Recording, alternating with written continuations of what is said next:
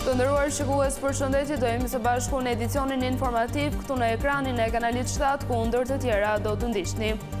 Aratiset nga spitali i Durrësit Altin Doci, burgosur për disa krime të rënda, ai goditi policin që shoqëronte dhe u largua i ndihmuar nga persona të tjerë. Lumi Sema çan argjinaturën duke përmbytur toka e shtëpi në Fier, disa familje evakuohen në Libofsh, ndërsa banorët e kalojnë natën jashtë. Sekuestrohet dokumentacioni ndërtimit të hidrovorit të ri në Porto Romano, prokuroria dyshon se mos funksionimi i tij solli përmbytjet në Durrës. Qeveria jep 1.5 miliard lekë për përmbytjet, fondi do të përdoret për kompensimin e të prekurve si dhe për rritjen e sigurisë përballë fatkeqësive natyrore. Nikolas Bushi fitoi edicionin e 2 të Albanians Got Talent, rrëmbeu çmimin e madh me votat e publikut. Finalja e spektaklit rekord shikueshmërie në Vision Plus.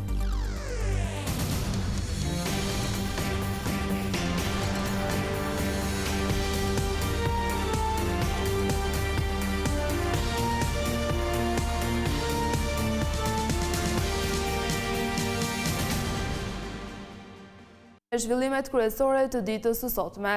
Altin Doci, akuzuar për një seri vrasjesh në Durrës dhe në Elbasan, është arratisur nga spitali ku ndodhej për një kontroll mjekësor. Ai goditi policin që e shoqëronte, doli nga pavioni dhe më pas u zhduk mes pallateve në Durrës. Doci u arrestua 6 vite më parë me urdhër të spakut, si pjesëmarrës në masakrën e Bradasheshit dhe disa krimeve të tjera të rënda. Një nga emrat më të njohur të botës së krimit, Altin Doci, është arratisur nga spitali i Durrësit. Ky është momenti kur Doci i shpëtoi policisë, teksa ishte duke kryer disa vizita mjekësore. Ai po trajtohej për një infeksion në mushkëri kur kërkoi të shkonte në tualet. Por befas gjatë shoqërimit, ai goditi punonjësin e sigurisë i cili ishte i vetëm dhe më pas doli me shpejtësi nga pavioni. Në parkim e priste një makinë me ngjyrë të bardhë me të cilën ai arriti të largohej nga spitali. Në planin e arratisjes është përfshirë edhe një tjetër mjet. Dy policët që po e shoqëronin e ndoqën deri jashtë ndërtesës, po nuk arritën ta ndalnin. Kjo foto tregon njërin prej punonjësve të policisë me armë në dorë, i cili qëlloi në ajër për të parandaluar arratinë e Docit, por pa sukses. Kamerat e sigurisë kanë fiksuar momentin kur ai u largua drejt zonës së spitallit. Forca të shumta policie ngritën posto blloqe ndërsa drejtori i përgjithshëm i burgjeve pezulloi nga detyra zinxhirin komandues të paraburgimit të Durrësit. Altin Doci ndodhej në Qeliqi prej majit të vitit 2020, i arrestuar me urdhër të SPAK për dosjen plumbi i art. Atë kohë ai u akuzua për vrasjen e 4 personave, 2 vëllezërve Besmir Haxhia e Viktor Haxhia, si dhe të Dorian Shkozës dhe Angelo Avdis. Akuzat u ngritën pas dëshmive të dhëna nga ish bashkëpunëtori i drejtësisë Klevis Alla, por pasi thëniet e tij rezultuan të pavërteta, Doci u shpalli pafajshëm. Megjithatë, ai nuk doli nga burgu pasi emri i tij u përmend nga Nuredin Dumani si i përfshirë në vrasjen e Andis Zylyfit dhe për disa atentate të mbetura në tentativë, si dhe antar i bandës së çopjave në Elbasan, ndërsa Erion Alibej e akuzon Altin Docin si të përfshirë në masakrën e Bradasheshit. Banorët e Libofshës në Fier kaluan një natë të vështirë, pasi Luma Sema ndoli nga shtrati si pasojë e çarjes së argjinaturës. Shtëpitë u mbuluan nga uji, çka detyroi autoritetet të evakuojnë disa prej familjeve të rrezikuara. Çarja e argjinaturës së Lumit Sema në disa segmente gjatë natës ka përmbytur qindra hektar tokë bujqësore në Libofsh të Fierit dhe 20 banesa. Banorët, të cilët kanë qëndruar gjatë gjithë natës në gatishmëri, thonë se janë të alarmuar nga situata. Ndërkohë janë evakuuar 9 persona, të cilët janë strehuar te të afërmit e tyre, ndërsa 2 barin që kishin humbur gjurmët u gjetën, por refuzojnë që të largohen pasi po kujdesen për gjën e gjallë. Ndërkohë forcat e ushtrisë ndodhen me varga në zonë për të evakuuar jo vetëm banorët, por edhe bagtitë e rrezikuara. Po ashtu si pasojë e përmbytjeve në zonë llogariten 3500 hektar toka të përmbytura. Situata vijon të mbetet e vështirë pasi niveli i ujit sa vjen dhe rritet nga çarja e argjinaturës. Pas nisjes së hetimeve për situatën e përmbytjeve në Durrës, prokuroria ka sekuestruar dosin e tenderit të hidrovorit të ri me vlerë 19 milion euro. Në verifikim janë edhe punimet e bëra për rehabilitimin e rrjetit të kullimit në zonën e Porto Romanos dhe atë të Ish Kënetës. Prokuroria e Durrësit ka sekuestruar këtë të hënë dokumentet që lidhen me ndërtimin e hidrovorit të ri në Porto Romano me vlerë 19 milion euro pas përmbytjeve që zhytën qytetin e Durrësit në një kaos të vërtet. Sipas burimeve të prokurorisë, ka dyshime se hidrovori nuk ka funksionuar dhe përpasoj janë shkaktuar edhe përmbytjet. Deri më tani është bërë sekuestrimi i dokumentit, hartimi i studimit të projektit për rehabilitimin e infrastrukturës së rrjetit të kullimit në zonën e Porto Romanos, Kënet dhe sistemi i rrjetit të ujrave të shiut në zonën urbane të qytetit të Durrësit në kuadër të procesimit të rindërtimit me fond limit 87 milion lek. Gjithashtu është marrë pranë bashkisë e gjithë procedurat tenderuese për hidrovorin dhe po ashtu dokumentet e zbatimit të projektit. Hetimet po zhvillohen për akuzat e shpërdorimit të detyrës, përmbytjes së pronës me përmbytje dhe përmbytje të pronës nga pakujdesia. Pak ditë më parë, kryetaria e bashkisë Emiliana Sako bëri të ditur se situata do të ishte shumë herë më e keqe në rast të mos funksionimit të hidrovoreve, duke postuar edhe një video ku sipas saj të dy hidrovorët e Porto Romanos, i riu dhe i vjetri, punojnë me kapacitete maksimale. Përmbytjet masive në Durrës ndodhen në 6 janar dhe vijuan për të paktën 2 ditë të tjera. Përmasat e tyre të pazakonta vunë në lëvizje prokurorinë e Durrësit që të hetonte shkaqet e situatës. E ndërsa ende autoritetet nuk kanë dalë me një raport përfundimtar për banesat dhe sipërfaqet e përmbytura, shifrat e deritanishme flasin për dëme shumë të mëdha. Kryeministri Edi Rama ka njoftuar se qeveria ka bërë gati fondin për kompensimin e familjeve të prekura nga përmbytjet e ditëve të fundit. Një pjesë e parave do të shkojnë për investime në mbrojtjen ndaj fatkeqësive të natyrës. Qeveria ka në dispozicion 1.5 miliard lek për parandalimin e fatkeqësive natyrore. Shifra u bë e ditur nga kryeministri Edi Rama, i cili me anë të një postimi në Facebook u shpreh se 500 milion lek është fondi për kompensimin e qytetarëve që janë prekur nga përmbytjet. Fondet e parashikuara për mbrojtjen civile synojnë rritjen e sigurisë përballë fatkeqësive natyrore, garantimin e kompensimit për qytetarët e prekur, si edhe forcimin e masave parandaluese për reduktimin e rreziqeve në të ardhmen. 1.5 miliard lek janë parashikuar për financimin e projekteve që do të parandalojnë fatkeqësitë natyrore. 300 milion prej tyre do të përdoren për financimin e digave dhe rezervuarve, 500 milion për qytetarët dhe 500 milion të tjerë do të jenë për investime të reja. Më herët, kreu i qeverisë ka bërë të ditur se strukturat kanë dalë në terren për llogaritjen e dëmeve dhe se çdo qytetar që i është dëmtuar banesa, toka bujësore apo gjëja e gjallë do të rimbursohet.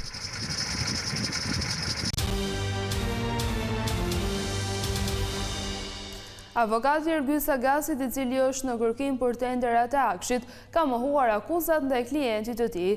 Max Haxhia i ka quajtur të pabaza pretendimet e hetuesve. Sipas tij, vetëm një i çmendur mund të kthehet në Shqipëri dhe të përballet me drejtësinë në këto kushte. Ergjys Agasi ndodhet jashtë shtetit, ndërkohë që akuzat ndaj tij janë të pabaza. Kjo ka qenë deklarata avokatit të shpallurit në kërkim në kuadër të dosjes për tenderat e Akshit. Max Haxhia tha se drejtësia po kërkon të dëmtoj Agasin pas një provë konkrete kundër tij. Zoti Agasi, siç kam bërë dhe me dje, me informacionin që kam nga familja, nuk ndodhet në Shqipëri.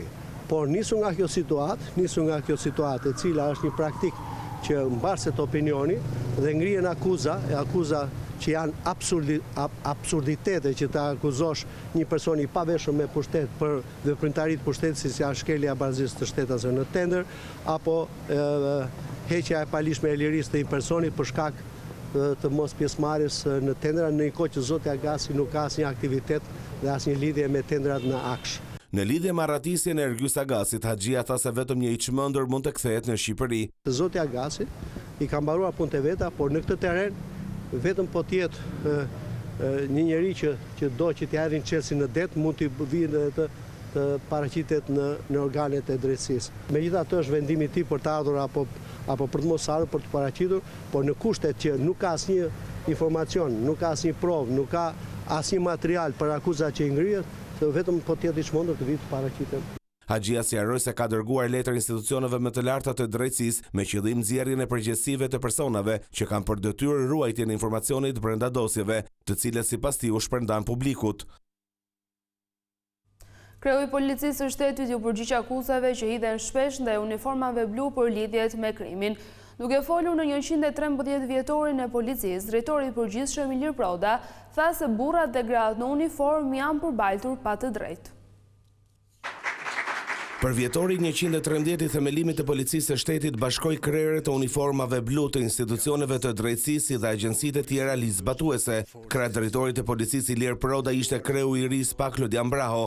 Pas nisjes së ceremonisë, Proda vlerësoi punën që është bërë nga policia në goditjen e krimit në kuadër të rendit dhe të sigurisë. Në fjalën e tij ai përcjelli mesazhe për rolin që mban policia në vetvete. Organizata jonë nuk është perfekte, ashtu si dhe ne nuk jemi të tillë, por të gjithë jemi në një sfidë të përditshme, sfidë me veten, sfidë me standardet, sfidë me pritshmëritë për të mësuar nga gabimet dhe për të përmirësuar ditë pas dite. Ne jemi ajo që bëjmë, jo ajo që flitet për ne, nëpërmjet sulmeve dhe përballjes së padrejtë ndaj kontributit të mira burrave dhe grave, djemve dhe vajzave që sakrifikojnë çdo ditë për të mirën e përgjithshme. Proda vlerësoi dhe 231 policë të rënë dëshmorë në krye të detyrës, ndërkohë dhe zëvendës ministri i Brendshëm Xhemal Qefalia foli për mbështetjen që qeveria synon të jap uniformave blu. Pasi pas çdo polici ka një nën që lutet dhe një fëmijë që pret. Ndaj, mbështetja e qeverisë shqiptare dhe posaçërisht e kryeministrit Rama për policinë e shtetit do të vazhdojë me intensitet lartë përmes investive në trajtim, në teknologji, mirëqenie, për ta forcuar këtë institucion, për të arritur një shkallë më të lartë sigurie, për të patur një polici të standardeve europiane. Në fund të ceremonisë u shpërndan 4 medalje dhe 67 certifikata mirënjohjeje për efektiv policie si dhe për sektor të ndryshëm, që patën më shumë rezultate gjatë vitit të kaluar. Kryeministri Edi Rama ndodhet në Abu Dhabi për samitin e javës së zhvillimit të qëndrueshëm. Takimi i nivelit të lartë me pjesëmarrjen e udhëheqësve të disa shteteve është një iniciativë që synon të ndihmojë vendet në zhvillim. Pas nisjes së punimeve, Rama mori pjesë në ceremoninë e ndarjes së çmimeve Zayed, të cilat ju dhan projekteve dhe organizatave që kanë punuar për përmirësimin e arsimit dhe shkollimit, sigurimin e ujit të pijshëm për komunitetet në nevojë, si dhe për nisma që adresojnë ndryshimet klimatike dhe mbrojtjen e mjedisit. Rama ka ndarë në rrjetet sociale dhe disa foto nga takimi me presidentin e Emirateve të Bashkuara, Sheikun Mohammed bin Zayed Al Nahyan. Kryeministri shqiptar po ashtu është nderuar me medaljen më të lartë të Emirateve, që mban emrin e themeluesit të këtij shteti.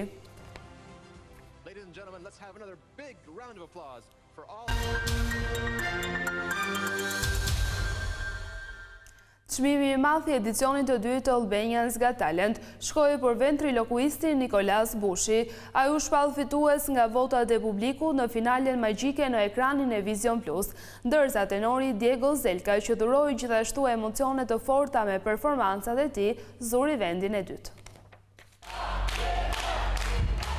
Fiton edicionin e dytë të Albanians Got Talent si më i votuari Nikolas Bushi! Nikolas Bushi është shpallur fitues i edicionit të dytë të spektaklit Albanians Got Talent, që nga audicionet ventrilokuisti spikati si një emër i veçantë. Performanca e tij ma gjep si urinë, e cila e dërgoi direkt në finale përmes Golden Buzzerit, një moment që u shndërrua në pikë these për rrugëtimin e tij artistik.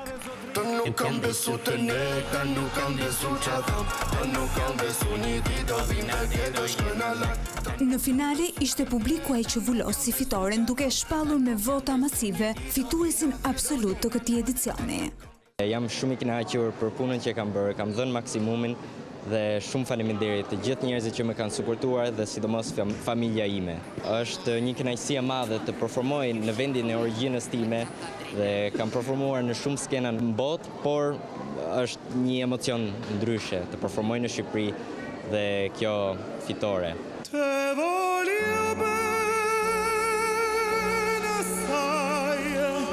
Në vend të dytë u rendit tenori Diego Zelka, një zë i fuqishëm e një talent i rrallë që la gjurmë të forta në këtë edicion.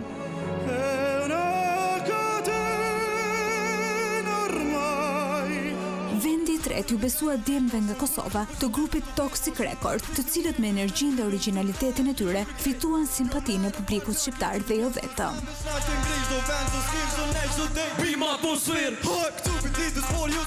Një finale magjike u transmetua për gati 3 orë në ekranin e televizionit Vision Plus. Çdo konkurrent dha maksimumin, duke shndërruar skenën në një mozaik emocionesh, kulture e talenti.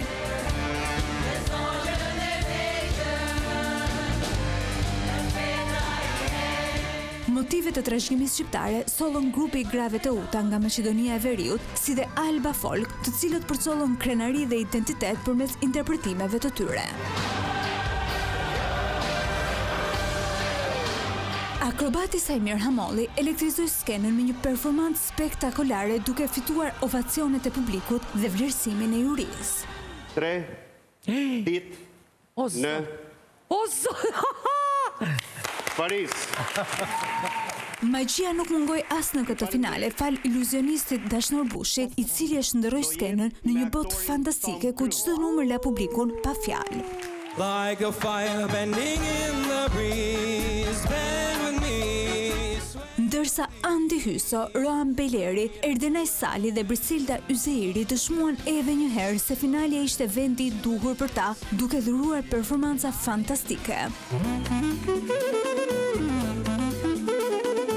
Për 12 javë me radhë, Albania's Got Talent u kthye në spektaklin e rekordeve dhe konfirmoi edhe një herë se Shqipëria ka talente të jashtëzakonshme, ndërsa fitoria e Nikolas Bushit nuk ishte vetëm një çmim, por fillimi i një kapitulli të ri dhe premtues për botën e artit.